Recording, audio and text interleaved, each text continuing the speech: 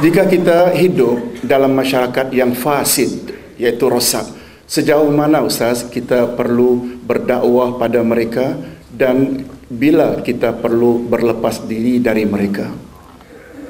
Hadirin dan hadirat, tak ada istilah berlepas diri.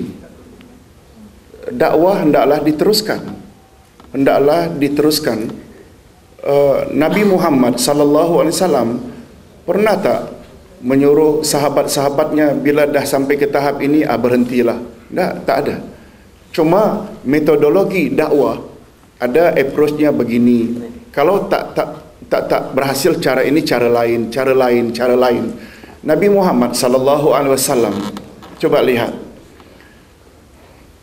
di zaman, tak usah sebut itulah, sensitif.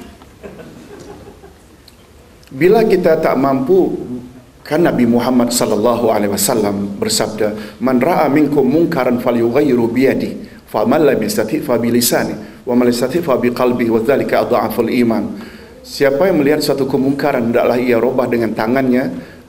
Jika tidak mampu, hendaklah dengan lidahnya. Jika tidak mampu, hendaklah dengan hatinya. Jadi cara kita berdakwah ada macam-macam. Tak berhasil cara begini, cara begini. Dakwah tak boleh berhenti.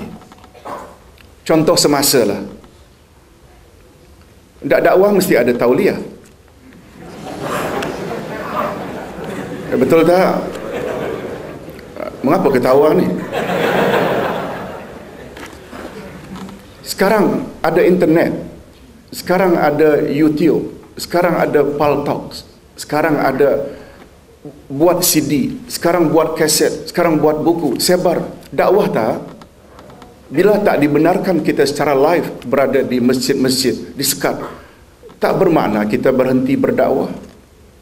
Betul tak? Di zaman internet ni lagi luas dakwah kita. Yes. Itu yang Ustaz maksud.